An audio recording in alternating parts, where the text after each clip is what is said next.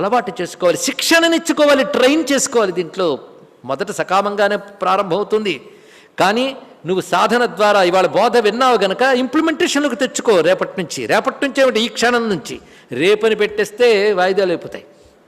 ఈ క్షణం నుంచి తెచ్చుకోవచ్చు. ఇదేం పెద్ద కష్టం అండి. ఎంత ప్రశాంతంగా బతకచ్చో తెలుసా? నీ విద్యుక్త కర్మను నువ్వు చేస్తున్నావు.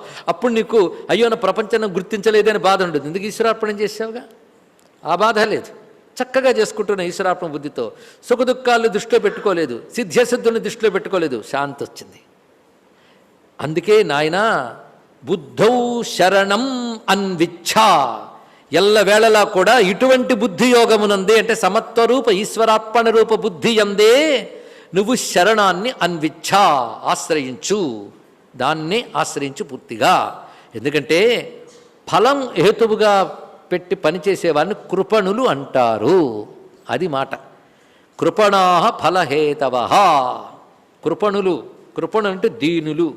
మనం చెప్పుకున్న పిరికి వాళ్ళు, చేతకాని చవటాయిలు, ఇన్ని అర్థాలు ఉన్న కృపణ శబ్దానికి. కృపణః ఫలహేతవః అద్భుతంగా చెప్పేశాడు. ఎవడు ఫలాన్ని హేతువుగా తీసుకుని కర్మలు చేస్తారో వాళ్ళు ఎవరం నీచస్థాయికి చెందిన వాళ్ళు. అంతేకాదు వాళ్ళు కృపణులు, దీనులు, చవటాయిలు, పిరికితనం కలవారు. ఇన్ని మాటలు చెప్పాడండి ఇక్కడ. ఈ మాట ఎక్కడి నుంచి వచ్చిందంటే అప్పుడు ఒక ఉపనిషద్వాక్యాన్ని చెప్పుకుందాం, ఇప్పుడు గుర్తు చేసుకుందాం. సరిగ్గా ఈ మాట మనకి బృహదారణ్యక ఉపనిషత్తులో యాజ్ఞవల్క్యుడు గార్గ్యతో చెప్తున్నది. యోవా ఏతదక్షరం గార్గ్య విదిత్వ అస్మాల్లోకాత్ ప్రైతి సకృపణః. ఎవడైతే బ్రతకుండగానే బ్రహ్మమును తెలుసుకోడో, బ్రహ్మమును తెలుసుకోకుండానే చచ్చిపోతాడో వాడిని కృపణుడు అనాలి అన్నారు ఇక్కడ. అంతేగాని ఒక ధీరుడు, బలహీనుడు, పిరికివాడు అని ఎవడిని పెడితే వాడిని నువ్వు కృపణ అనేస్తావు. కానీ అసలు కృపణుడు, అసలు దరిద్రుడు ఎవరయ్యా, అసలు పిరికివాడెవరయ్యా, అసలు వ్యర్థ జన్మ ఎవరిదయ్యా అంటే ఎవడు ఈ జన్మ పొంది కూడా బ్రహ్మమును తెలుసుకోకుండా మరణిస్తాడో వాడు వ్యర్థుడు. అది కృపణ శబ్దానికి వాడారు. అది ఇక్కడ తీసుకొచ్చి కృష్ణ పరమాత్మ ఫలహేతువుగా కర్మ చేసేవాళ్ళు కృపణులు అంటే అర్థం వాళ్ళు బ్రహ్మమును పొందకుండానే పోతారు అని అన్వయించుకోవాలి. అది తెలుసుకోవాల్సింది. అందుకే ఎవడు ఫలాకాంక్ష కలిగి కర్మలాచరిస్తారో వారు పరమాత్మని పొందలేరు. ఇది సారభూత వాక్యం. మరి కర్మలు చేసి పరమాత్మను పొందడం ఎలాగా అంటే సమబుద్ధితో, పరమాత్మకు అర్పణ బుద్ధితో చేస్తే వాళ్ళు మోక్షం పొందగలరు. ఇందులో ఏమీ కన్ఫ్యూజన్కి అవకాశమే లేదు. అంత క్లియర్ కట్గా చెప్పేశాడు. కనుక నేను ఎందుకు మా కర్మ ఫలహేతుర్భూ అని చెప్పానంటే కృపణాః ఫలహేతవః అని చెప్పాను కనుక. ఇది అందుకే ద్వంద్వాల దాడికి తట్టుకోవాలంటే సమత్వ బుద్ధి ఉండాలి. సంఘం విడిచిపెట్టాలి. సంఘం ఉన్నంతకాలం ద్వంద్వాల దాడి ఉంటుందండి. వీడు నావాడు, వీడు పైవాడు అనుకున్నంతసేపు కూడాను మనకి ద్వంద్వముల దాడి ఉంటుంది, సుఖదుఖాల దాడి. అది ఉన్నంతసేపు నీ కర్మలో పెర్ఫెక్షన్ లేదు. ఇది తెలుసుకో. అందుకే బుద్ధియుక్తో జహాతి ఉభే సుకృత దుష్కృతే తస్మాత్ యోగాయ యుజ్యస్వ యోగః కర్మసు కౌశలం. ఇవాళ ఎన్ని బుల్లెట్ పాయింట్స్ వస్తున్నాయో సోమవారి దగ్గర నుంచి. యోగః కర్మసు కౌశలం. యోగమనగా కర్మల యందు నేర్పరితనము. నేర్పరితనం అంటే స్కిల్ కదా. అవునండి, ఇంజనీరింగ్ స్కిల్ ఉంటేనే నువ్వు బిల్డింగ్ కట్టగలవు. ఏ పని చేయాలనో దానికి సంబంధించి స్కిల్ కావాలి కదా. అది ఎలాగుండాలి అది కాదు, కానీ ఈ స్కిల్ ఉండాలటండి. యోగ కర్మసు కౌశలం. బుద్ధియుక్త, బుద్ధియుక్త అని ప్రతిసారి ఇక్కడ తెలుసుకోవాల్సింది. బుద్ధియోగంలో సమత్వ బుద్ధి, ఈశ్వరార్పణ బుద్ధి కలిగిన వాడికి క్రమంగా జహాతి ఇహ ఉభే సుకృత దుష్కృతే. సుకృత దుష్కృతాలు రెండూ విడిచిపెట్టేస్తాయి వాడిని అన్నాడు ఇక్కడ. అంటే పాప పుణ్య కర్మ బంధములు రెండూ విడిచిపెట్టేస్తాయి ఎవడికి? బుద్ధియుక్తుడికి. తస్మాత్ యోగాయుజ్యస్వ. కాబట్టి అర్జున అటువంటి యోగమునకై ఎల్లవేళలా ప్రయత్నం చేయాలి. నువ్వు ఏం చేయాలి? ప్రయత్నించాలి. ఎఫర్ట్ అంతా అలా అవడానికి ప్రయత్నించు, అంతే కదండి. మనం నిజంగా మోక్షం కోసం ఇంత మార్గం స్వామి చెప్పాడు అంటే అలా ఉండడానికి ప్రయత్నం చేయాలి. అదే తస్మాత్ యోగాయు యుజ్యస్వ. ఇక్కడ యోగము బుద్ధి అని రెండు శబ్దములు కూడా మళ్ళీ మళ్ళీ చెప్తున్నాం. సమత్వ దృష్టితో ఈశ్వరార్పణ బుద్ధితో కూడిన స్థితికి యోగం అని పేరు. ఆ యోగమునకై ఆ బుద్ధికై నువ్వు ప్రయత్నించు. ప్రయత్నిస్తే ఏమొస్తుంది? ఇహ ఇక్కడే సుకృత దుష్కృతులు అంటే పుణ్యపాప కర్మలు, వాటి ఫలాలైన సుఖదుఖాలు జయించి ముక్తిని పొందుతావు. అందుకే యోగము కర్మస కౌశలం. నేను చెప్పిన సమత్వ రూప యోగ రూపమైన మార్గం ఏదుందో అదే కర్మల యందు కౌశలము సుమ. కౌశలం అంటే కుశలస్య భావం కౌశలం.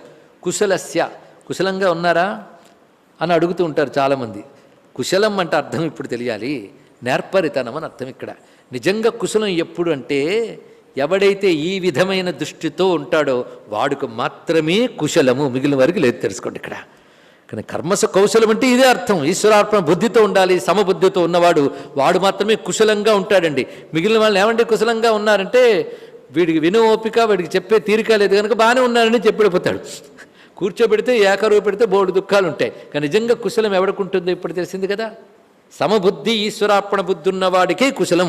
ఎంత చక్కటి మాట చెప్తున్నాడు. కానీ ఏది చేసినా నాకు అర్పించేవయ్యా, సమబుద్ధి కలిగి ఉండవయ్యా, నాకు అర్పించేసాక ఫలితం ఏమిస్తాడా అని మళ్ళీ నా చేయి వైపు తోడుకయ్యా అన్నాడు. ఇక్కడ నేనేమిస్తాను అది ఇస్తాను అంతే. ఇక్కడ అది అనుభవించడమే నీ పని. ఎంత చక్కగా స్వామి చెప్పాడు, ఎంత అభయాన్ని ఇచ్చాడు మనకి. అటువంటి బుద్ధి కలిగితే జహాతి ఇహ అనే మాట గొప్పతనం. ఇక్కడే నిన్ను విడిచిపెట్టేస్తాయి. అందుకే భగవద్గీత చెప్పే మోక్షం చచ్చేక దొరికేది కాదు, బ్రతుకుండగానే దొరికేది. తెలుసు, బ్రతుకుండగానే దొరుకుతుంది. ఇంకేమున్నది? దేన్ని పొందాలో వాడిని పట్టుకున్నావు, ఈశ్వరార్పణం అయిపోయింది. ఇక్కడ ఏది బంధిస్తుందో దాని నుంచి విడిచిపెట్టి సమత్వ బుద్ధి పొందావు. ఈ రెండు ఉన్నప్పుడు ఇక్కడే మోక్షం అయింది. ఇంకేమున్నది? అందుకే ఇటువంటి కర్మయోగి కర్మను ఆచరిస్తున్నప్పటికీ ముక్త స్థితిని పొందగలడు సుమా అని చక్కగా చెప్పి, బంధకారకమైన కర్మను బంధమోచకంగా మార్చడమే కౌశల్యం. అది యోగ కర్మసు కౌశలం. కర్మలలో నేర్పరితనమే యోగము. సమత్వం యోగ ఉచ్యతే. ఇప్పుడు యోగ కర్మసు కౌశలం. ఈ రెండు వాక్యాలు గుర్తుపెట్టుకోండి. ఇది ఎలాంటిది అంటే, కర్మ చేస్తే బంధం, చెయ్యకపోతే పాపం. ఎలాగూ అంటే, పనసతోళ్ళు తినాలనుకున్న వాడికి పనసపండు ఒలిస్తే ఒక బాధ, అన్నీ అంటుకుంటేట. దానికి ఏం చేస్తాడంటే చేతికి నూనె రాసుకుని తీస్తాడు. అలాగే నువ్వు కర్మనే పనసతోన్న తీయడం కోసం సమబుద్ధి ఈశ్వరార్పణం అనే దాన్ని అలవాటు చేసుకుని కానీ కర్మను ఆచరిస్తే అది నిన్ను అంటదు. ఇది అలవాటు చేసుకోవాల్సింది. అది యోగ కర్మసు కౌశలం. అందుకే కర్మజం బుద్ధియుక్తా ఫలం త్యక్త్వా మనీషిణః జన్మబంధ వినిర్ముక్తా పదం గచ్చంత్యనామయం. ఇది నేను చెప్పిన కర్మయోగానికి ఫలం ఏమిటో చెప్తున్నాడు. ఫలం చెప్పకపోతే మరి ఫలాకాంక్ష లేకుండా చేయమన్నారు కదండి అంటే, ఫలాకాంక్ష లేకుండా చేయమన్నారు కానీ ఫలం లేదన్నానా? ఫలం ఉంది. అది కైవల్యం ఫలం, మోక్షం అనే ఫలం. మరి మోక్షం అనే ఫలం కోసం చేస్తున్నప్పుడు సకామం కదా అంటే, మోక్షకాంక్ష భక్తి మోక్షము జ్ఞానము ఫలములు అనిపించుకోవు, కామం అనిపించుకోదు. అది తెలుసుకోండి. ఇక్కడ మోక్షం కోసం చేయడం కామనం కాదు, భగవంతుడి కోసం చేయడం కామనం కాదు. కృష్ణప్రాప్తి కోసం తపించిపోయింది గోపిక కనుక ఆవిడ కామం అనడానికి వీల్లేదు. స నకామయమానా నిరోధ రూపత్వాత్ అంటాడు నారదుల వారి భక్తి సూత్రాల్లో. కానీ భగవత్కామం కామం కాదు, మోక్షకామం కామం కాదు. కనుక నేను దీనికి మోక్షం అనే ఫలాన్ని ఇస్తున్నాను అని చెప్పేటప్పుడు వెంటనే నిష్కామ కర్మయోగం దేనికి చేస్తాడు? మోక్షం కోసం. అప్పుడు కామం అయిపోలేదు, అప్పుడు నిష్కామం ఎలా అయింది అంటే, మోక్షం కామం కాదు కనుక, అది కామాలంటే తగలబెట్టేస్తుంది కనుక అది కామం కాదయ్యా అన్నాడు ఇక్కడ. ఎంత గొప్పగా. అందుకే దీనివల్ల వచ్చే ఫలితం ఏంటంటే, కర్మజం భుక్తియుక్తా ఫలం త్యక్త్వా మనీషిణః. మనీషిణః అంటే తెలివైన వారు. అంటే ఇలా ఈశ్వరాత్మ బుద్ధితో చెయ్యని వాళ్ళకి పేరేమిటి? తెలివి లేని వాళ్ళు. మనీషిణః తెలివైన వారు సమబుద్ధితో కర్మ ఫలాన్ని త్యజించి జన్మబంధ వినిర్ముక్తా, జనన మరణ రూప సంసార చక్రము నుంచి ముక్తి పొందుతారు. ముక్తి పొందుతారు అంటే దీని నుంచి విడిపోతే అయిపోతుందా? ఇక్కడి నుంచి విడిపోవడం కాదు, మంచి చోటుకు వెళ్ళాలి అంతే కదా. అది కావాలి. ఎందుకంటే ఒక ఆయన జైలు నుంచి విడుదల చేస్తుంటే భోర్మ నేర్చెట్ట. ఎందుకంటే బయటకు వెళ్తే ఈ తిండి ఎక్కడ దొరుకుతుందండి, ఈ ట్రీట్మెంట్ ఎక్కడ ఉంటుంది అన్నాడు ఇక్కడ. కాబట్టి ఈ సంసారం నుంచి విడిచిపెట్టడం ఎంత అవసరమో దానికి మించిన ఒక ఆనంద స్థితి కావాలి. అది చాలా ప్రయోజనం. అందుకే జన్మబంధ వినిర్ముక్తా పదం గచ్చంతి అనామయం. అనామయం అంటే ఏ బాధ లేనటువంటి, ఏ వికారము లేనటువంటి పరమపదాన్ని పొందుతారు. కనుక నిష్కామ కర్మయోగానికి ఫలం ఏమిటి? అనామయమైన స్థితిని పొందుతారు, అనగానే మోక్షాన్ని పొందుతారు, కైవల్యాన్ని పొందుతారు. సంసార బంధము నుండి విడివడి అంటే మోక్షము. మోక్షం అంటే విడుదల. జనన మరణ రూప సంసారము నుంచి విడివడిట మోక్షము.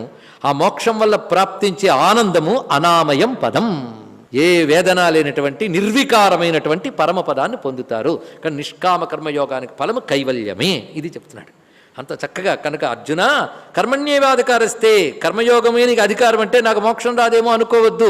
దాన్ని ఇలా చేసినట్లయితే నువ్వు కైవల్యాన్ని పొందుతావు అని చక్కటి మార్గాన్ని, ఎక్కడ విషయం నుంచి దూరం వెళ్ళిపోకుండా అర్జునుడికి ఏది అవసరమో అది అంత చక్కగా చెప్పాడు జగద్గురువు. ఎందుకంటే నాయన ఒక్కడు బాగా గుర్తుపెట్టుకో, మోహాన్ అనేటువంటి కాలుష్యం నుంచి నీ బుద్ధి దాటకపోతే నీకు వైరాగ్యం ఎక్కడి నుంచి కలుగుతుంది? వైరాగ్యం కలగకపోతే నిష్కామకర్మ ఎలా చేస్తావు? అందుకే వైరాగ్యం కలగాలి. వైరాగ్యం కలిగితేనే నిష్కామకర్మ చేస్తాడు. ఇప్పుడు వైరాగ్యం అనేది కొత్తవాడు కూడా ఎంటర్ అయ్యాడండి. ఇప్పటి వరకు అమ్మయ్య ఇది హాయిగా అర్థమైపోయింది, బాగుంది అనుకుంటే ఇప్పుడు కొత్తది వచ్చింది ఎలిమెంట్. ఏమిటి? వైరాగ్యం. వైరాగ్యం లేకపోతే ఫలత్యాగం ఎక్కడొస్తుంది?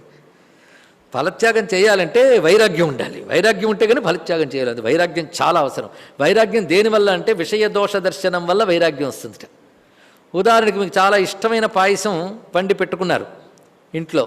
సో అది స్నానం చేసుకొచ్చి తిందామనుకుని వెళ్ళేటప్పటికల్లా అక్కడికి చెప్పారు, ఏమంటే అది తాగద్దండి అన్నాడు. ఎందుకంటే ఇప్పుడు చూసాను అది కుక్క ముట్టుకుందండి అన్నాడు. అది ఎంతో ఇష్టంగా పెట్టుకున్న పాయసం కుక్క వచ్చి నాలుగు పెట్టిందని కానీ మరి తాగట్లేదు. చూసావా? ఏం కుక్క నాలుగు పెట్టడం నువ్వు చూసావా? లేకపోతే అందులో కుక్క నాలుగు కనబడుతుందా? కానీ కుక్క నాలుగు పెట్టింది అనగానే దాన్ని విడిచిపెట్టేసావు. అంత ఇష్టమైనటువంటి పాయసం అది కుక్క ముట్టిందనో పాము విషం కలిసిందో అని చెప్పగానే ఆ రుచి వాసన అలాగే ఉన్నప్పటికీ కూడా దాన్ని పక్కన పెట్టేశావు. అంటే ఇష్టమైనదైనప్పటికీ విష విమిశ్రితం అవగానే విడిచిపెట్టేశావు. అలాగే ఆసక్తి కలిగిన విషయాల్లో దోషాలు నీకు తెలుసుకోగలిగితే విషయత్యాగం కూడా చేస్తావు. ఇవాళ ఎంతో ప్రీతిని తీసుకుని ఎంత ఏడిపిస్తున్నాయో తెలుసుకో. అన్నీ నీ ఎక్స్పీరియన్స్లోనే కాదు. అందుకే యదాతే మోహకలిలం బుద్ధిర్వ్యతితరిష్యతి తదా గంతాసి నిర్వేదం శ్రోతవ్యస్య శృతస్య చ. నీ బుద్ధి ఎప్పుడైతే ఈ మోహం నుంచి పూర్తిగా బయటపడుతుందో, మోహం అనడానికి ఒకటే మాట చెప్పారు, మోహంకి ఎన్నైనా చెప్పుకోవచ్చిందండి. మోహం అనేక రకాల వికారాలతో ఉంటుంది కనుక ఇది ఏదైనా నిర్వచించుకోవచ్చు. కానీ మోహం అనే మాటకు ఒకటే గురువుగారు చక్కగా చెప్పారు, అవివేక రూపం కాలుష్యం. అవివేకమనే కాలుష్యమే మోహం అన్నాడు. వివేకం అవివేకం నేను మీకు చెప్పక్కర్లేదు. ఏది సత్యమో ఏది అసత్యమో తెలుసుకొనలేకపోవటయే కాలుష్యం. అదే విపరీత భావన అసంభావన అని రెండు రూపాలతో ఉంటుందన్నాడు ఇక్కడ. అసంభావన అంటే అసలు లేదు, విపరీత భావన అంటే ఒకదానికొకటి అనుకోవడం, అసలు తెలియకపోవడం, ఒకదానికొకటి అనుకోవడం. ఇది మాయ యొక్క మరొక స్వరూపం. అగ్రహణం అన్యథాగ్రహణం అని కూడా అన్నారు ఇక్కడ. అదే అవివేకం. ఈ అవివేకం అనే దాని నుంచి నువ్వు కానీ బయట పడకపోతే వైరాగ్యం ఎలా కలుగుతుంది? కనుక దీని నుంచి నువ్వు అతితరిష్యతి దాటినట్లయితే తదా గంతాసి నిర్వేదం, అప్పుడు నువ్వు నిర్వేదాన్ని పొందగలవు. ఇక్కడ నిర్వేదం అనే మాటకి వైరాగ్యం అనే అర్థం. వైరాగ్యాన్ని పొందగలవు. కానీ వివేకం కలిగి నీ బుద్ధిని మోహం నుంచి దాటించితే వైరాగ్యాన్ని పొందగలవు. కానీ వైరాగ్యం పొందాలంటే వివేకం అప్లై చేయి. ఇది దీని యొక్క అది అప్లై చేస్తే వైరాగ్యాన్ని పొందుతావు. వైరాగ్యం దేని పట్ల అంటే శ్రోతవ్యస్య శృతస్య చ. విన్నది వినాల్సినది ఈ రెండిటిపై వైరాగ్యం కలుగుతుంది అన్నాడు. విన్నది వినాల్సినది రెండిటిపై వైరాగ్యం కలుగుతుంది అన్నాడు ఇక్కడ. అంటే నువ్వు ఇప్పటి వరకు అనుభవిస్తున్నటువంటి ప్రపంచం ఇకపై అనుభవించబోయేది ఈ రెండిటి విషయంలోనూ నీకు వైరాగ్యం కలుగుతుందని దీని యొక్క అర్థం ఇక్కడ. అదేవిధంగా విన్నది వినవలసినది అంటే అర్థం, విన్నది అంటే నీకు ప్రస్తుతము నిహలోక సుఖం, పరలోక సుఖం అది వినవలసినది అంటే తర్వాత పొందవలసినది. అది కనుక ఈ రెండిటికి సంబంధించినది అని అర్థం చెప్తున్నారు ఇక్కడ. ఇది గమనించుకుని అటువంటి మోహ కలిలం దాటితే గాని నిర్వేదం రాదు. నిర్వేదం వస్తే గాని నీకు జగద్విషయములపై వైరాగ్యం కలిగి సుస్థితి ఏర్పడదు. అందుకే అటువంటి వైరాగ్యంతోనే నువ్వు సకామ కర్మలపై ఆసక్తిని తగ్గించుకోవాలి. ఫలాసక్తి విడిచిపెట్టాలి అన్నాడు కదా. అది దేనితో విడిచిపెట్టాలి? వైరాగ్యంతో విడిచిపెట్టాలి. వైరాగ్యం దేని వల్ల కలుగుతుంది? వివేకం వల్ల కలుగుతుంది. అది కంటిన్యూటీ. అది అందుకు చెప్తున్నాడు ఇక్కడ. కానీ ఫలాసక్తి పోవాలి అంటే వైరాగ్యం కలగాలి, వైరాగ్యం కలగాలంటే వివేకం కలగాలి, వివేకం కలగాలంటే అవివేకం నుంచి బయటపడాలి. ఇక్కడ శృతి విప్రతిపన్నాతే యదా స్థాస్యతి నిశ్చల సమాధౌ అచలా బుద్ధి తదా యోగమవాప్స్యసి. శృతి విప్రతిపన్నాతే అంటే నానా విధాల మాటలు వినడం వల్ల అయోమయానికి గురి అయిన నీ బుద్ధి పరమాత్మయందు నిలబెట్టినట్లయితే నీకు పరమాత్మతో నిత్య యోగం ఏర్పడుతుంది. యోగం అంటే పరమాత్మతో కలయిక. ఇది యోగస్థకురు కర్మ అంటే పరమాత్మతో కలిసి అంటే ఈశ్వరార్పణ బుద్ధి, ఈశ్వరారాధన బుద్ధే కదా. అటువంటి యోగం నీకు కావాలి అంటే శృతి విప్రతిపన్న అంటే విన్న మాటల వల్ల విచలితమైన, విప్రతిపన్న అంటే కదిలిపోయిన, విక్షేపము అని అర్థం. ఇక్కడ చెదిరిపోయిన అనేక మాటలు వింటే బోల్డంత కన్ఫ్యూజన్ అవునా లేదండి. ఒక ఆయన అన్నాడు, పూర్వం చదవకముందు ఒకటే సందేహం ఉండేది, చదివిన తర్వాత 100 సందేహాలు వచ్చాయి. ఏం చేస్తాం? ఇక్కడ ఏర్పడతాయి. అదేవిధంగా ఈ మార్గం ఆ మార్గం బోలుడని మార్గాలు. ఒక ఆయన ఏదో బ్రతికి బాగుపడ్డానికో ఆరోగ్యం కోసమో స్తోత్రం ఇవ్వంటే 100 స్తోత్రాలు ఇచ్చాడు ఒక ఆయన. చదువుకోవడానికి ఓపిక లేదు. అలా ఎన్ని వినబడుతుంటాయో ఎన్ని కనబడుతుంటాయో బ్రతుకులో. ఏది పడితే చేసేయాలనిపిస్తుంది, దానిలో కర్మలు పెరిగిపోతుంటాయి. ఇలాగ వీటి వల్ల చెదిరిపోతుంది మనస్సు, ఒక స్థిరత్వం ఏర్పడదు. అలాగే సృష్టిలో ఎన్నెన్ని విషయాలు ఈ శృతి విప్రతిపన్న నానా రకాలు వినడం వల్ల ఈ పని చేస్తే ఆ ఫలితం, ఆ ఫలం కోసం ఈ చదువు, ఆ దేనికోసం ఈ చదువు, ఇవన్నీ కూడా సకామ కర్మలైపోయి శృతి విప్రతిపన్న అని బుద్ధిని చెదరగొట్టేస్తాయి, విక్షేపం ఏర్పడతాయి. అలాంటి విక్షేపంతో కన్ఫ్యూజన్ అయిపోయిన బుద్ధిని జాగ్రత్తగా తీసుకొచ్చి నాపై పెట్టు. అంటే సమాధౌ అనడానికి అర్థం ఏంటంటే సమాధీయతే చిత్తం అస్మిన్ ఇది సమాధి. సమాధి శబ్దానికి అర్థం తెలుసుకోవాలి. సమాధి యందు నీ బుద్ధిని పెట్టు. ఇంతవరకు చెదిరిపోయింది కదా, ఇది విని అది విని, ఇది చేసి అది చేసి అని ఆ చెదిరిపోతున్న బుద్ధిని అటు వెళ్ళనివ్వకుండా సమాధి చేయంటే అర్థం పాతి పెట్టేయని కాదు. ఇక్కడ సమాధీయతే, సమ్యక్ ఆధీయతే, సంపూర్ణముగా చక్కగా. అంటే ఈ పుస్తకం టేబుల్ మీద సమాధి చేయన్నాడు. టేబుల్ మీద సమాధి చేయడం అర్థం ఏంటి? మళ్ళీ అటు పెడితే ఇటు పడిపోతుంది, ఇటు పెడితే అటు పెడుతుంది కాకుండా ఎక్కడ పెడితే పడకుండా బుద్ధిగా స్థిరంగా ఉంటుంది, అది పెట్టుట. అలాగా అటు ఇటు చెదిరిపోతున్న చిత్తాన్ని సమాధౌ అంటే సమాధీయతే చిత్తం అస్మిన్ సమాధి. అస్మిన్ అంటే ఆత్మని అన్నాడు. ఆత్మయందు మనస్సుని స్థిరపరచు. అది సమాధి అంటే. ఆత్మయందు అంటే మళ్ళీ మొదట చెప్పిన మాట, నిశ్చలము, శాశ్వతము, సత్యము, నిత్యము ఏదుందో అది, దాని యందు మనస్సును చక్కగా కూర్చోపెట్టు. అలా సమాధౌ పెడితే నిశ్చల అచలా స్థాస్యతి తదా యోగం అవాప్స్యసి. చెదిరిపోతున్న బుద్ధిని చక్కగా ఆత్మయందు పెట్టినట్లయితే, నిశ్చలమై అచలమై అది నిలిచినట్లయితే నువ్వు యోగాన్ని పొందుతావు అంటే కైవల్యాన్ని పొందుతావు, పరమాత్మను పొందుతావు. అంటే ఆత్మయందు బుద్ధిని పెట్టుట, బుద్ధిని పరమాత్మ యందు పెట్టుట. మీరు ఇక్కడ పరమాత్మ అనండి, భగవంతుడు అనండి, దేవుడు అనండి, ఆత్మ అనండి, అన్నీ ఒకే శబ్దాన్ని తెలియజేస్తున్నాయి. దాని యందు పెట్టుట అంటే దీన్ని బుద్ధిని పరమాత్మ యందు స్థిరపరచుట, అది కావాలి. ఇప్పుడు ఆ స్థిరపరచన ఎలా చేయాలి? నిశ్చల అచలా స్థాస్యతి తదా యోగం అవాప్స్యసి. అది నిశ్చలంగా అచలంగా సమాధి యందు ఉంచినట్లయితే నువ్వు యోగం పొందుతావు. నిశ్చలముగా అచలముగా పరమాత్మ యందు నీ బుద్ధిని పెట్టినట్లయితే దేనికదే పరిపూర్ణ ఉపదేశం. ఇంతవరకు విన్నది ప్రతిదీ ఏ ఒక్కటైనా అంటే ఒక శ్లోకం దగ్గరైనా మెలకు వచ్చి విన్నట్లయితే ఆ శ్లోకం కూడా బాగు చేసేస్తుంది మనకి. అది దీని యొక్క అందం. అటు ఇటు చెదిరిపోతున్నటువంటి బుద్ధిని పరమాత్మయందు నిశ్చలముగా అచలముగా స్థాస్యతి ఉంచినట్లయితే తదా యోగం అవాప్స్యసి, అప్పుడు యోగాన్ని పొందుతాం. నిశ్చలముగా అచలముగా అంటే మొట్టమొదటి ఏం చెప్తున్నాడంటే, కదులుతున్న కదలికని ఆపి, చలనాన్ని ఆపి ఉంచుట నిశ్చలం, చలనానికి అతీత స్థితిలో ఉంచుట అచలం అన్నాడు. ఇక్కడ గొప్ప విషయం ఇక్కడ. అంటే దీని అర్థం ఏంటంటే, కదలకుండా ఉంచావు అంటే బుద్ధిని అక్కడికి తీసుకొచ్చావు, అక్కడ స్థిరపరచడాన్ని అచలం అంటారు. ఇక్కడ తీసుకొచ్చి అటు ఇటు చెదరకుండా ఉంచడాన్ని నిశ్చలం అంటారు, స్థిరపరిచి అక్కడ దృఢంగా నిలపడాన్ని అచలం అంటారు. అది నిశ్చలం అచలం. అందుకే అచలోయం సనాతన, అక్కడ నిశ్చలోయం సనాతన అని లేదు, పదం గుర్తుపెట్టుకోండి. ఆ పరమాత్మ యందు అంటే దానితో తదేకమైపోలేదు, దాని భిన్నముగా మరి ఉండకూడదు, దానితో ఐక్యమైపోవడం, అది అచల స్థితి అంటే ఇది అర్థం ఇక్కడ. కానీ నిశ్చల అంటే చలనము లేకుండా చేయడం, అచలం అంటే చలనాతీత స్థితికి తీసుకువెళ్ళడం. ఇది ప్రధానమైన అంశం ఇక్కడ.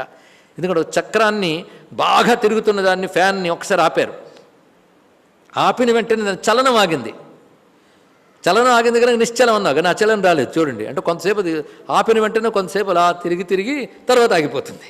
కానీ మొదటిది నిశ్చలం, రెండవది అచలం. కొంతమేరకు అర్థం ఉంటుంది ఇక్కడ. అలా మొట్టమొదట ప్రయత్నపూర్వకంగా దీని నుంచి అటు పెట్టావు, అది నిశ్చలము, దాని ఎందే తాదాత్మ్యం చెందించావు, అది అచలము.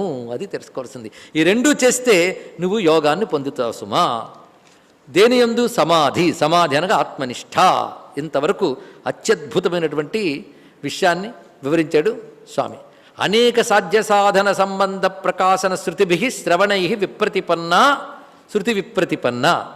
ఇది చేస్తే అది పొందుతావు, అది చేస్తే ఇది పొందుతావు, ఇది విని విని విని విని చెదిరిపోయిన మనస్సుని కుదురుగా భగవంతుడు ఎందుపెట్టు. కనుక అన్ని సాధనల కంటే గొప్ప సాధన ఏమిటయ్యా అంటే పరమాత్మ యందు మనస్సుని నిలబెట్టుట ఒకటి. మరి ప్రపంచం ఉంది, కర్మలుంటాయి కంటే ప్రతి కర్మ సమబుద్ధితో ఈశ్వరార్పణ బుద్ధితో చేయి, చాలా అయిపోయింది. ఇంతే మొత్తం పరిష్కారం చెప్పాడు.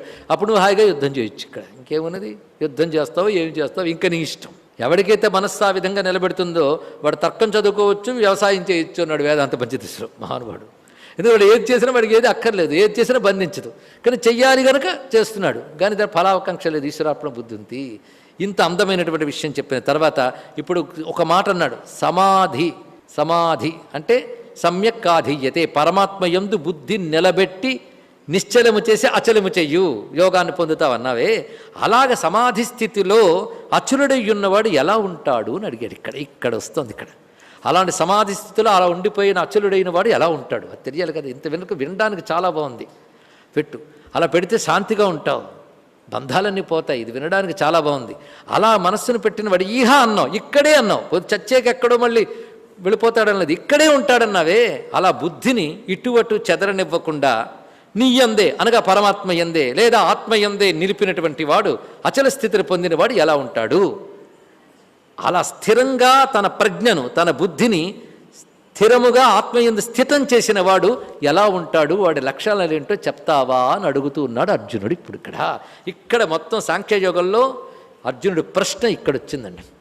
మొట్టమొదటంతా నాకు నువ్వే శ్రేయస్సు చెప్పు అని సరెండర్ అయిపోయాడు. తర్వాత పరమాత్మ ఇప్పటి వరకు చెప్పినదంతా కూడాను పొందవలసిన గమ్యం చెప్పేశాడు.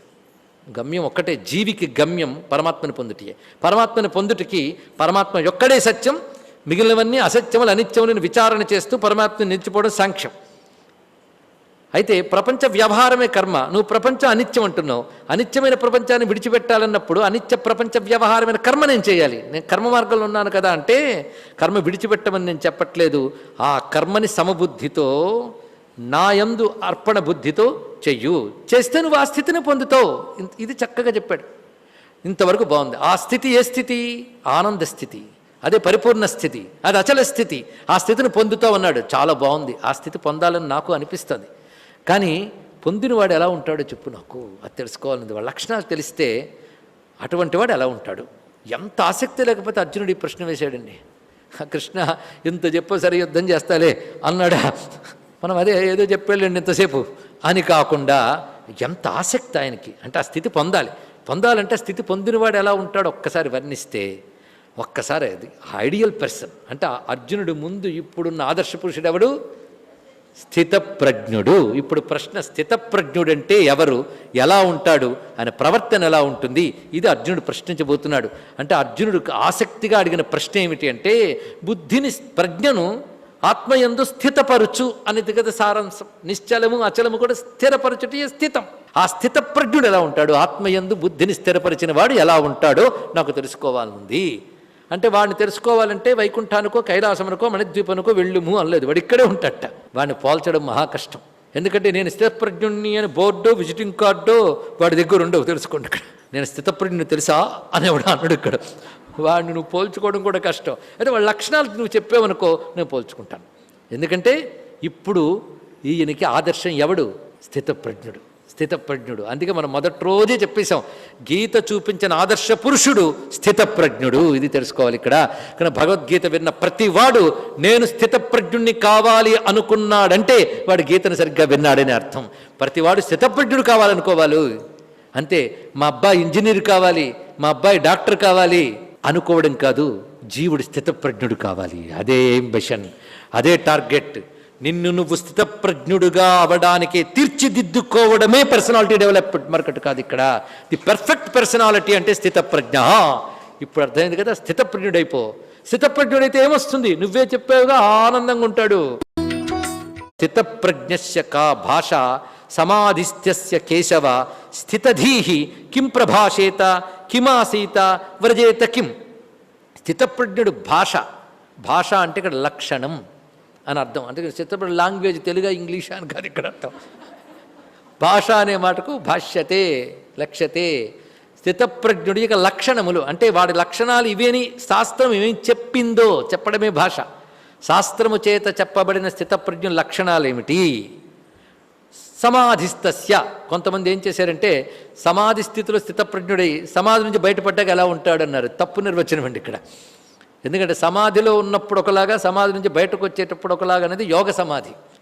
అంటే పతంజలి చెప్పిన యోగంలో సమాధి స్థితి ఉంటుంది, అది వేరు. అది ప్రత్యేకమైన సాధన వల్ల సమాధి స్థితికి వెళ్ళి అన్ని గంటలేని ఉండిపోతాడు. అన్ని గంటలైన తర్వాత మళ్ళీ మామూలు స్థితికి వస్తాడు. ఆ సమాధి స్థితి కాదు ఇక్కడ జ్ఞాన సమాధి. జ్ఞాన సమాధి అంటే కళ్ళు మూసుకుంటూ ఉంది, కళ్ళు తెరిస్తే లేదని కాదు. గురువుగారు శిష్యుడికి సాధన చేయగా ఇప్పుడు చాలా బాగుందండి, కళ్ళు మూసుకుంటే ఆ బ్రహ్మంతో తాదాత్మ్యం చెందానండి, సిద్ధి పొందినట్టేనండి. అంటే కళ్ళు మూసుకుంటే తాదాత్మ్యం ఉందా? అవునండి. కళ్ళు తెరిస్తే లేదా? లేదు. అయితే నీ సాధన అసంపూర్ణం, మళ్ళీ సాధన చేయని చెప్పాడు ఇక్కడ. అంతర్బహిష్ట తత్సర్వం వ్యాప్య నారాయణ స్థిత. కేవలం మంత్రపుష్పం దగ్గర చెయ్యి పట్టుకుని వాచే చూసుకుంటూ ఇంకా అవదా అన్న మాట కాదది. అంతర్బహిష్ట తత్సర్వం వ్యాప్య నారాయణ స్థిత. లోపల బయట అంతా నారాయణుడే, నారాయణుడే, నారాయణుడే. ఏది ఆ నారాయణుడే అంటున్నావే, అనుకుంటున్నావా, అనుభవిస్తున్నావా? స్థితి ఏది నీకు? అంతర్బహిష్ట నారాయణ అంటే అంతర్బహి మధ్య గ్యాప్ ఏది? గ్యాప్ లేదు. మొత్తం సర్వత సంప్లుతోతకే అంతా నారాయణమే. ఆ అనుభూతి ఏది? అది తెలియాలి. అందుకే ఆ స్థితి సమాధిస్థస్య స్థిత ప్రజ్ఞస్య కా భాష, ఇది మొత్తం అర్థం. అంటే సమాధిస్థి అన్నాగా, సమాధౌ నిశ్చల అచల అని పై శ్లోకంలోనే చెప్పాడు ఆయన. కానీ సమాధౌ నిశ్చల అచల అయినవాడు ఆ యోగాన్ని పొందుతాడు, అంటే కైవల్యాన్ని పొంది ఉంటాడన్నావే. అలా సమాధి స్థితిలో ఉన్న స్థితప్రజ్ఞుడు ఎలా ఉంటాడు? ఇది మొత్తం ప్రశ్న. సమాధి స్థితిలో ఉన్న స్థితప్రజ్ఞుడి భాష ఏమిటి, ఆయన మాట ఏమిటి, ప్రభాషేత అని ఎలా మాట్లాడతాడు, ఎలా కూర్చుంటాడు, ఎలా నడుస్తాడు, అంటే ఆయన మూమెంట్స్ ఎలా ఉంటాయి. మూమెంట్స్ అంటే ప్రపంచ వ్యవహారం. మన ఆయన ప్రపంచంలోనూ ఉన్నాడు అంటే ఆయన ప్రపంచానికి అతీతంగా ఉన్నాడు, ప్రపంచంలోనే తిరుగుతున్నాడు. మరి ప్రపంచంలో తిరుగుతున్నప్పుడు ఆయనకు మాత్రం పలకరించే వాళ్ళు ఉండరా? వాళ్ళతో ఆయన ఎలా డీల్ చేస్తాడు? ఆయనకు మాత్రం సుఖదుఖాలు ఉండవా? ఎందుకంటే జ్ఞానం రావచ్చు, కానీ ప్రారంధం అనుభవాలు సుఖదుఖాలు వస్తూనే ఉంటాయి కదా, వాటిని ఆయన అలాగే ఫేస్ చేస్తాడు. దీన్ని బట్టి జ్ఞానికి నాకు ఒకటే ప్రపంచం ఉంది, కానీ జ్ఞాని ప్రవర్తన నా ప్రవర్తన అదేమిటో తెలుసుకోగలగాలి. తెలుసుకుని అది ఎందుకు తెలుసుకోవాలి, అలా ఉండడానికి ప్రయత్నించాలి. అందుకు తెలుసుకోవాలి. ఒక క్రికెట్ ఆడేవాడు అందులో స్టార్స్ అందరినీ కూడాను ఇంటి నిండా పెట్టుకుంటాడు. ఆ స్టార్స్ బయోడేటా సేకరిస్తాడు, ఎవరా లేదా? ఒక రంగంపై ఆసక్తి కలిగినప్పుడు ఆ రంగంలో హీరోలు, ఆ రంగంలో సక్సెస్ సాధించినటువంటి వాళ్ళకి సంబంధించిన బయోడేటా, వాళ్ళ హ్యాబిట్స్ అని స్టడీ చేస్తావా లేదా? ఎందుకు? నువ్వు అలా అవుదాం అనుకుంటున్నావు కనుక. కానీ స్థితప్రజ్ఞుడు మూమెంట్స్ ఏమిటి, మాటలు ఎలా ఆడతాడు అని అర్జునుడు ఎందుకు అడుగుతున్నాడంటే నేను అలా అవ్వాలి కనుక. అలా అయిన విధానం నువ్వు చెప్పు, అలా అయినవాడు ఎలా ఉంటాడని నేను అడుగుతున్నాను అని అంత చక్కగా అడిగాడండి. అడిగితే శభాష్ అని చెప్పి స్థితప్రజ్ఞులకే స్థితప్రజ్ఞుడైనటువంటి జగద్గురువు స్థితప్రజ్ఞుడు అంటే ఏంటో చెప్పబోతున్నాడు. ఈ స్థితప్రజ్ఞ లక్షణము అత్యంత ముఖ్యమైనది. అంటే ఎంతవరకు చెప్పింది ముఖ్యం కాదా? ఈ అత్యంత ముఖ్యమైనది అనడంలో వినండయ్యా వినండయ్యా అని బతిమలాడడం ఒకటి ఉన్నది ఇందులో. ఆ స్థితప్రజ్ఞ వైభవం అండి. నిజానికి సాధకుడికి మాత్రం ఇవి కలిగించే ఆనందం ఇంకేది కలిగించదు. జ్ఞానం గురించి వింటూ ఉంటే కలిగే ఆనందం సాధకుడికి తెలుస్తుంది, సామాన్యులకు కాదు. అంటే ఇప్పుడు అర్జునుడు సాధకుడిగా, సిద్ధుడు ఎలా ఉంటాడో అడుగుతున్నాడు. సిద్ధుడిది అనుభవం, సాధకుడిది అభిముఖం. తెలుసుకోండి. కొందరు ఆ స్థితప్రజ్ఞ మనకెక్కడండి అని వెనక్కి వచ్చేస్తాడు. వీడిది విముఖం. ఆ అనుభవం పొందిన సిద్ధుడి గురించి వినగానే అది అంత గొప్పదా, నాకింక అనుభవం రాలేదు కనుక దానికి నేను అనుకూలమవుతాను, అభిముఖమవుతాను. అందుకే సాధకుడిది అనుకూల దృష్టి, అభిముఖ దృష్టి. సిద్ధుడిది అనుభవం. దృష్టి అనడానికి కదా, అనుభవ స్థితి. అందుకే సిద్ధుడు అనుభవాన్ని ఎందుకు వినాలంటే నువ్వు దాని వైపు అభిముఖం కావడం కోసం, దానికి నువ్వు అనుకూలంగా నడుచుకోవడం కోసం. ముందు అభిముఖుడు కావాలంటే ఆ ఫేస్ అటువైపు టర్న్ చేయాలి నువ్వు. ఇక్కడ స్థితప్రజ్ఞుడు ఇలా ఉంటాడా, దృష్టి అటు పెట్టు, వాడి లక్షణాలు తెలుసుకో, వాడిని స్టడీ చెయ్యి, అబ్జర్వ్ చెయ్యి. ఇది అభిముఖం. అలా నువ్వు ఉండడానికి ప్రయత్నించు, ఇది అనుకూలం. ఈ అనుకూల అభిముఖ దృష్టి ఏర్పడడం కోసం అనుభవం పొందిన మహాత్ముల్ని వర్ణించడం జరుగుతుంది. కానీ స్థితప్రజ్ఞుడు అంటే సిద్ధి పొందిపోయినవాడు, సాధకుడు కాదు. అందుకే ఇంద్రియ నిగ్రహం సాధకుడికి, ఇంద్రియ సంయమం సిద్ధపురుషుడికి. ఇంద్రియాలు నిగ్రహించుకోవాలి. రుచి లాగుతూ ఉన్నా కంట్రోల్ చేసుకుంటావు, ఇది సాధన. అటు రుచే వెళ్ళదు, ఇది సిద్ధి. ఇది తెలుసుకో. ఇక్కడ ఆ సిద్ధికి సాధకుడు ఎలా ఉండాలి, ఆ లింక్ తెలియాలి. అది ఎంతవరకు కృష్ణుడు చెప్పినది అంటే ఈ 5 రోజులు కృష్ణుడు చెప్పినదేదో దీని యొక్క ఎంబాడిమెంట్, ఆకృతి స్థితప్రజ్ఞుడు. అది ఇంతవరకు చెప్పినటువంటి నిష్కామ కర్మ యోగం కానీ సాంఖ్యము కానీ ఈ రెండిటి వలన ఎవడి యొక్క ప్రజ్ఞ సమాధౌ ఆ ఆత్మయందు చక్కగా స్థిరపడి నిశ్చలంగా అచలంగా ఉంటుందో అటువంటి వాడు ఎలా ఉంటాడు అనేదాన్ని స్వామి ఇక్కడ చెప్పబడుతున్నారు. ఈ స్థితప్రజ్ఞుడు గురించి మహాత్ములు ఆనందంగా వర్ణించారు భాష్యకారులు. అంతేకాదు భగవద్గీత భాష్యం రచించిన వారికి స్థితప్రజ్ఞుడు గురించి చెప్పడం అంటే గొప్ప సంతోషం అండి. అసలు సాంఖ్యయోగం అంటే జ్ఞానులకి మహా ఇష్టం, భక్తులకి చాలా ఇష్టం, చక్కగా అర్థం చేసుకుంటే. అందుకే అటు భక్తి ఇటు జ్ఞానం రెండిట్టి సరిగ్గా అర్థం చేసుకున్న సిద్ధపురుషుడు బృందావనంలో ముక్తి పొందిపోయిన అఖండానంద సరస్వతి మహారాజ్ భగవద్గీత చెప్పడంలో, భాగవతం చెప్పడంలో, ప్రస్థానత్రయం చెప్పడంలో అనుభవ రూప పండితులు. ఆయన ఒక్క సాంఖ్యయోగంపై ఒక అత్యద్భుత విస్తార గ్రంథం రచించాడు. ఇంకొక మహానుభావుడు కేవలం స్థితప్రజ్ఞుని తీసుకుని ఇందులో కొన్ని శ్లోకాలు వరుసగా చెప్తాడు. ఇక్కడ పరమాత్మ ఈ మిగిలిన భాగమంతా స్థితప్రజ్ఞుడు, దాన్ని విభాగాలుగా చేసి 18 భాగాలుగా చేసి 18 కళలుగా చేసి స్థితప్రజ్ఞ వైభవం అనేటువంటి పేరుతో స్థితప్రజ్ఞ దర్శనం అని వినోబా భావే అనే మహానుభావుడు అత్యద్భుతమైన విస్తార గ్రంథం రచించాడండి. ఎంత అనలైజ్ చేశాడు ఒక్కొక్క శ్లోకాన్ని. అంటే ఆయనకు అంత ఇష్టం స్థితప్రజ్ఞ గురించి. ఆయన యొక్క తమ్ముడు బాలకీ బాబా భావే, ఆయన కూడా దానికి స్థితప్రజ్ఞ లక్షణం మరో గ్రంథం రచించాడు. అంతే, అది మరాఠాలో రాశారు. ఈ మరాఠాలో రాసిన హిందీ, గుజరాతీలో కూడాను చక్కటి భాష్యాలు వచ్చాయి. సాధకులు సాధన చేస్తున్నారు. గీతను ఆధారం చేసుకుని ఎంత విస్తారమైన వాంగ్మయం భారతదేశంలో ప్రతి భాషలో పుట్టింది, ప్రపంచ భాషల్లో కూడా పుట్టింది. అక్కడ మొత్తం గీత చూపించేటువంటి ఆదర్శ పురుషుడు స్థితప్రజ్ఞుడు ఎవడున్నాడో వాడు గురించి అంత తన్మయంగా వర్ణించారు వాళ్ళందరూ. అలాంటి స్థితప్రజ్ఞ గురించి తెలుసుకోవాలని కుతూహలంతో అర్జునుడున్నాడు. యావానర్థ ఉదపానే సర్వత సంప్లుతోదకే తావాన్ సర్వేషు వేదేషు బ్రహ్మణస్య విజానతః. బ్రహ్మజ్ఞానికి, ఇక్కడ బ్రాహ్మణ శబ్దానికి అర్థం బ్రహ్మజ్ఞానికి అర్థం. బ్రహ్మజ్ఞాని అయినటువంటి వాడు బ్రహ్మతత్వం ఎరిగినవాడు గనక, విజానత అనే మాట ఉన్నది గనక సంపూర్ణముగా బ్రహ్మతత్వం తెలిసినవాడు అంటే అనుభవమునకు తెచ్చుకున్నవాడు అని అర్థం ఇక్కడ. అందుకని బ్రహ్మం అంటే ఏంటో ఉపనిషత్తులు వల్లించి ఇది బ్రహ్మము, మిగిలినది జగత్తును కబుర్లాడడం కాదు. ఇక్కడ జ్ఞానం అనగా జ్ఞానయోగంలో జ్ఞాన శబ్దానికి అర్థం అనుభవం అని అర్థం. ఇక్కడ బ్రహ్మమును అనుభవానికి తెచ్చుకున్నవాడు పొందే ఆనందం పొంగి పొర్లుతున్న సర్వత సంప్లుతోదకే. అదే కర్మల వల్ల పొందే ఆనందము చలమల వంటిది. మళ్ళీ ఇవాళ ఎందుకు ప్రస్తావన చేసుకున్నామంటే ముఖ్య శ్లోకములు గనక ఇవాళ చెప్పుకోబోయే దానికోసమని ఒక అన్వయంగా తెచ్చుకోవడం జరిగింది. పైగా ఇది ఉపనిషత్ స్వరూపం భగవద్గీత అని చెప్తున్నాం కనుక ఎక్కడెక్కడ ఉపనిషద్వాక్య మననం వీలైనంత చేసుకోవాలి. సరిగ్గా దీని గురించి చెప్తూ తైత్తిరీయంలో ఏతస్యైవానందస్య అన్యాని భూతాని మాత్రం ఉపజీవంతి అని మంత్రం కనబడుతుంది. ఇక్కడ మనుష్యానందం వరకు బ్రహ్మలోక ఆనందములు ఏవైతే ఉన్నాయో, మనుష్యానందం మొదలుకొని బ్రహ్మలోక ఆనందం వరకు ఎన్నో లోకాల ఆనందాలు చెప్పారు. మనుష్యానందం కూడా అందరు మనుషులు పొందలేట. మనుష్యానందానికి కూడా కొన్ని పద్ధతులు చెప్పారు. అది పొందగలిగేవాడు మనుష్యుల్లో సంపూర్ణమైన మానుషానందం పొందినవాడు. దానికి 100 రెట్లుగా మనుష్య గంధర్వం, దానికి 100 రెట్లుగా దేవగంధర్వం అని వివిధ లోకాల ఆనందాలు చెప్పారు. ఈ లోకాల ఆనందాలు పొందడానికి వివిధ కర్మలు చెప్పబడ్డాయి. ఈ లోకానందములన్నీ కలబోసినప్పటికీ కూడా ఆత్మానందం అనే మహాసముద్రం ముందు బిందువులు మాత్రమే అనే విషయాన్ని ప్రస్తావన చేశారు. అదే స్వాత్మానందలవీభూత బ్రహ్మాద్యానంద సంతతి అంటున్నాం. ఆ స్వాత్మానందమే సర్వత సంప్లుతోదకే. మిగిలినవన్నీ కూడా ఉదపానే, మిగిలినవన్నీ అల్పములే. ఇది అర్థం చేసుకోవడానికి పనికొచ్చే విషయం. దీని గురించే మనకి ఉపనిషన్మాత బోధిస్తున్న విషయం తైత్తిరీయంలో చెప్పుకున్నాం. అలాగే ఛాందోగ్యంలో కూడా సర్వం తత్ అభిసమేతి యత్కించ ప్రజాః సాధు కుర్వంతి యస్తద్వేద యత్సవేద. సాధువులైనటువంటి ప్రజలు చేసే కర్మల యొక్క ఫలములు ఏవైతే ఉన్నాయో అవన్నీ కూడా బ్రహ్మజ్ఞానికి లభించినట్లే అన్నారు ఇక్కడ. అంటే సత్కర్మల ఫలమైనటువంటి సర్వ సుఖములు కూడా బ్రహ్మానందంలో అంతర్లీనములే అవన్నీ కూడా అనే విషయాన్ని ప్రస్తావన చేస్తుంది. అటువంటి ఉపనిషద్వాక్యం చెప్పుకుని నేను ప్రధానమైన శ్లోకంగా కర్మణ్యేవాధికారస్తే మా ఫలేషు కదాచన మా కర్మఫలహేతుర్భూహు మాతే సంగోస్త్వ కర్మణి అనే శ్లోకాన్ని మనం విస్తారంగా చెప్పుకున్నాం. ఇందులో విధివాక్యం 1, నిషేధవాక్యాలు 3 ఉన్నాయి. కర్మణి ఏవ అధికారస్తే అనేది విధివాక్యం. మా ఫలేషు మా కర్మఫలహేతుర్భూహు మాతే సంగోస్త్వ కర్మణి అనేటువంటివి నిషేధవాక్యములు. ఈ విధంగా చెప్పడంలో ఏంటంటే అసలు పట్టి పీడించేవి మాత్రం ఫలాసక్తి మాత్రమే గనక దాన్ని వద్దు వద్దు అని గట్టిగా చెప్తూ అలాగని చెప్పి కర్మలు మానేయడం మీద నువ్వు ఆసక్తి కలగకూడదు సుమా అన్నారు. అందుకు ముందు చెప్పేటప్పుడు సత్వస్థ నిత్యసత్వస్థ అని ఒక మాట చెప్పుకున్నాం. నిత్యసత్వస్థ అనే మాట చాలా చమత్కారమైన మాట అండి. సత్వము అంటే ఉనికి అని ఒక అర్థం ఉన్నది. అదేవిధంగా సత్వము అనగా సత్వగుణం అని అర్థం ఉన్నది. ఇక్కడ నిత్యము సత్వమునందంటే ఏది శాశ్వతమైన ఉనికి కలిగి ఉన్నదో ఆ పరమాత్మ యందే ఉండుట నిత్యసత్వస్థ.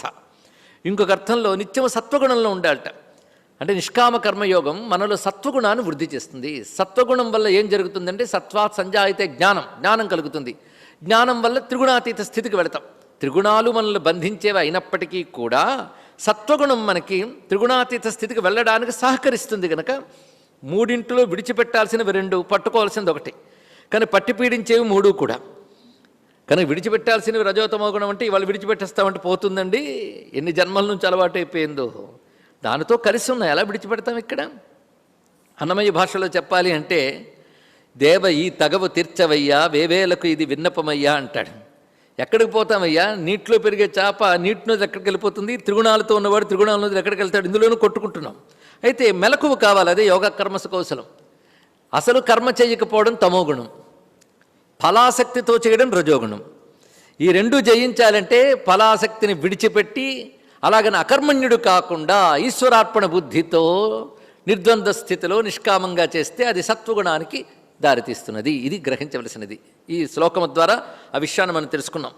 అటువంటి స్థితిలో యోగస్థ కురు కర్మాణి సంగం త్యక్వా సమత్వం సమోభూత్వ, రెండు సంగం త్యక్వా సమోభూత్వ, సంఘాన్ని విడిచిపెట్టి సమస్థితిలో ఉండేటువంటి యోగాన్ని అవలంబించు అని బోధించి ఇప్పుడు భవ్యమైనటువంటి స్థితప్రజ్ఞని విషయమై ప్రస్తావన నేను చేశాడు అర్జునుడు. ఎందుకంటే ఇది వినగానే అర్జునుడికి కలిగిన ఆనందం ఏంటంటే అంత గొప్పది కదా బ్రహ్మజ్ఞానం, దానిలో కలిగే ఆనందం కూడా పూర్ణము, పరిపూర్ణము. అంతేగాని లౌకికమైనవన్నీ కూడా అల్పములు. ఇది ఉపనిషత్తు కూడా భూమా అనే మాట చెప్తున్నది, బ్రహ్మానందాన్ని భూమా అన్నది. భూమా అంటే అనంత విస్తారమైనటువంటిది అని అర్థం. మీరు అల్పములు విడిచిపెట్టి ఆ అనంతానందాన్ని అనుభవించే జ్ఞాని ఎలా ఉంటాడో తెలుసుకోవాలని ప్రశ్న వేశాడు. అంటే ఇంతవరకు చెప్పిన జ్ఞానానికి సాకారమైన స్వరూపము, ఉదాహరణప్రాయమైనటువంటి వాడు ఎవరో తెలుసుకోవాలనే ప్రశ్నే చాలా గొప్పది. అర్జునుడు అడిగిన ప్రశ్నకి ఇప్పుడు సమాధానం చెప్పబోతున్నాడు. ప్రశ్న ఒక్కసారి తెలుసుకుందాం. స్థితప్రజ్ఞస్య కా భాష సమాధిస్థస్య కేశవ స్థితధి కిం ప్రభాషేత కిమాసీత వ్రజేత కిం. ఇక్కడ భాష అనే దానికి మనం లక్షణం అనే మాట చెప్పుకున్నాం. స్థితప్రజ్ఞుని యొక్క లక్షణం ఏమిటి? పైగా ఎటువంటి స్థితప్రజ్ఞుడు? సమాధిస్థుడైన స్థితప్రజ్ఞుడు. సమాధిస్థుడు అనే మాటకి నేను సమాధి శబ్దానికి అర్థం జాగ్రత్తగా తెలుసుకోవాలి. సమాధి శబ్దానికి యోగపరంగా యోగ సమాధి ఉన్నది, ఇది జ్ఞాన సమాధి. సమాధి శబ్దానికి ఎక్కడ చెప్తున్నారో తెలుసుకోవాలి. మనం యమనియమాసన ప్రాణాయామ ప్రత్యాహార ధారణ ధ్యాన సమాధి అష్టాంగ యోగానుష్ఠాన నిష్ఠ అంటాం. ఇది పతంజలి యోగ సూత్రముల్లో చెప్పబడ్డ అష్టాంగం. ఇది యతీశ్వరుడు అయినటువంటి విషయంలో ప్రస్తావన చేస్తున్నామంటే దీనిని జ్ఞానపరంగా ఎలా అన్వయించుకోవాలి ఎనిమిదింటిని అనేది అపరోక్షానుభూతులు శంకర భగవత్పాల్ వారు చక్కగా తెలియజేశారు. దాని విద్యార్థుల వారు భాష్యం రచించారు. కనుక ఈ శబ్దములన్నీ కూడాను యోగంలో వాటి డెఫినేషన్ వేరు, జ్ఞానంలో వాటి డెఫినేషన్ వేరు. అందుకే మనం బ్రహ్మజ్ఞానుల విషయంలో వాడేటప్పుడు జ్ఞాన పరిభాషలో వాడాలి. కానీ సమాధి అంటే యోగ సమాధి కాదు, జ్ఞాన సమాధి అన్నది. యోగ సమాధి మెడిటేషన్ వల్ల వస్తుంది, ధ్యానం వల్ల క్రమక్రమంగా సవికల్ప సమాధిలోకి వచ్చి క్రమంగా నిర్వికల్ప సమాధిలోకి వెళ్తారు. యోగ భాష అది కూడా చాలా గొప్పదే. కానీ యోగ సమాధి చాలా గొప్పదే, ఎందుకంటే సామాన్యులు పొందలేరు అది. అది కూడా క్రమంగా హేతు అవుతుంది జ్ఞానానికి. కానీ జ్ఞాన సమాధి యోగ సమాధి కంటే గొప్పదిట. ఎందుకంటే యోగ సమాధిలో వృత్తి వాసన రెండు పోవు, జ్ఞాన సమాధిలో వృత్తి వాసనలు రెండు ఉండవు. ఇది తెలుసుకోవాల్సినది. ఇది ఎలాంటిదంటే చాలా కాలం క్రితం జరిగిన ఒక వృత్తాంతాన్ని చెప్పుకోవాలి. అది చాలా కాలం క్రితం భారతదేశం అఖండంగా ఉన్నప్పుడు లాహోర్ ప్రాంతంలో రాజా రణజిత్ సింగ్ అనే పాలించే రోజుల్లో జరిగిన కథ ఇది. ఈ జరిగిన కథని కాళీ కమ్లీ బాబా అని ఒక ఆయన ఉదాహరణగా చరిత్రగా అందించారండి. ఈ కాళీ కమ్లీ బాబా అద్వైత సిద్ధుడు. ఆయన పక్షపాతరహిత అనుభవ ప్రకాశం అని గ్రంథం రచించాడు. ఈ పేర్లు ఎందుకు చెప్తున్నామంటే ఎంతమంది మహాత్ములు ఈ దేశంలో ఉద్భవించి మనకి జ్ఞానం అందించారో తెలుసుకోవాలి. ఇక్కడ ఇది పక్షపాతరహిత అనుభవ ప్రకాశం అనేది వేదాంత గ్రంథం. అందులో ఆయన ఉదాహరణ చేస్తాడు. అది కూడా 4వ సర్గలో కథని చెప్తాడు. ఆ కథ జరిగిన కథ. ఈ రాజా రణజిత్ సింగ్ ఉన్న కాలంలో ఒక యోగి వెళ్ళాడు ఆయన వద్దకు. ఆ యోగి వెళ్ళి, నేను సమాధి స్థితిలో ఉంటాను, ఎన్ని గంటలైనా ఉంటాను, నాకు మీరు ఏదైనా బహుమానం ఇవ్వాలి అన్నాడు. ఇక్కడ అదొక విన్యాసంలాగా ప్రదర్శించబోయాడు ఆయన. చాలా ఉత్సుకత కలిగి రాజు సభలో సరే అన్నాడు. ఆయన సమాధి స్థితిలోకి వెళ్ళాడండి క్రమంగా. దానికి ఒక పద్ధతి ఉంది, ప్రాణాయామాదులు ఇవన్నీ చాలా ప్రాక్టీస్ చేసి క్రమంగా చేస్తారు. కొందరు సమాధిలోకి వెళ్ళుంటే నిద్రా సమాధి స్థితి అంటారు. ఇక్కడ ఆ స్థితి కాదు, ఇక్కడ సమాధి వేరు నిద్ర వేరు. ఎందుకంటే తమోగుణ పూరితుడికి సాధన చేయమంటే నిద్రలోకి పోతాడు, సత్వగుణ సంపన్నుడికి సాధన చేయమంటే సమాధిలోకి వెళ్తాడు. ఇది తెలుసుకోవాలి ఇక్కడ. అది సమాధి స్థితి. ఆ సమాధి అనగానే ఇంద్రియములన్నీ అరికట్టి ప్రాణముల్ని క్రమంగా జాగ్రత్తగా నియంత్రించి వాటిని ఊర్ధ్వగతిలోకి పంపించుట, చిత్తముతో కలిపి పంపిస్తాడు. పంపించి బ్రహ్మమునందు నిలిపే ప్రయత్నం అది. అది ఒక బ్రహ్మమును ఏ విధంగా భావించాడనే తర్వాత విషయం. కానీ ఇది పద్ధతి. ఆ పద్ధతిలో చేసినటువంటి వారు ఏంటంటే ఎంతకాలమైనా ఉండగలరు. దానివల్ల శరీరంలో కూడా రోగరహిత స్థితి మొదలైనవన్నీ వస్తాయి. అయితే రోగరహిత స్థితి పరిపూర్ణ సిద్ధి కాదు. రోగాలు లేకుండా శరీరం ఉండడం అంటే అదే కైవల్యం అనుకోరాదు. రోగాలు లేకుండా కొన్ని వేల సంవత్సరాలు బ్రతకొచ్చు అంటే ఈ వేదాంతం పక్కన పెట్టేసి అదేదో చెప్పండి బాబు అన్ని వాళ్ళు ఎక్కువ మంది ఉంటారు. అది బాగుంది కదండి, రోగాలు లేకుండా ఎన్ని వేల సంవత్సరాలను బ్రతకచ్చు అంటే ఇది మోక్షం కంటే గొప్పగా అనిపిస్తుంది. కానీ అది కూడా కైవల్యం కాదు, అది కూడా అల్పమే. ఎందుకంటే దేవతలకు కూడా కైవల్యం లేదు, వాళ్ళు మనకంటే ఎక్కువ వేల సంవత్సరాలు ఉంటారు, రోగరహితంగానే ఉంటారు. కానీ నిజమైన సిద్ధపురుషుడు లేదా గొప్ప సాధకుడు ఈ యోగ సిద్ధుల్ని కోరడు. అందుకే వేదాంతం యోగాన్ని కూడా సహకారిగా చెప్తుంది కానీ పరిపూర్ణంగా చెప్పదు. ఇది తెలుసుకోవాల్సినది. కనుక ఈ రోజుల్లో మనం యోగా చేస్తే చాలా అన్నీ విడిచిపెట్టేస్తున్నాం, సరిపోదండి. యోగా వల్ల కర్మక్షయాదులు జరగవు, ఇటువైపు క్రియాయోగం కూడా జరగాలి. అంటే శాస్త్రం చెప్పిన కర్మలు చేస్తూ యోగాదులు చేస్తే మనస్సు నియంత్రించడానికి సహకరిస్తుంది యోగం, అంతే తప్ప పరమాత్మను పొందడానికి కాదు. ఇక్కడ పరమాత్మను పొందడానికి జ్ఞానము తప్ప మరే సాక్షాన్ మార్గము లేదు. దానికి సహకారిగా యోగాదులు కూడా కర్మ కిందకే వస్తాయి కనుక ఈ యోగాదులన్నీ కూడా నిష్కామంగా చేయగలిగినట్లయితే, ఈశ్వరాత్మ బుద్ధితో చేయగలిగితే అవి కూడా సహకరిస్తాయి. అయితే ఇప్పుడు మొత్తానికి అతడు ఛాలెంజ్ చేశాడు, తన యొక్క విద్యను ప్రదర్శించడానికి సిద్ధపడ్డాడు. రాజు చాలా కుతూహలంగా సరే కానీ అన్నాడు. ఆయన ఏం చేశాడో కానీ చక్కగా కొంతసేపటికి సమాధిస్థులకు వెళ్ళిపోయాడు. కానీ సమాధిస్థులకు వెళ్ళినప్పుడు ఏదో చిన్న పొరపాటు జరిగి తిరిగి బయటకు రాలేకపోయాడండి. ఆయన క్రమంగా బ్రహ్మరంధ్ర స్థితి దాకా తీసుకువెళ్ళాడు కానీ తిరిగి బయటకు రాలేకపోయాడు.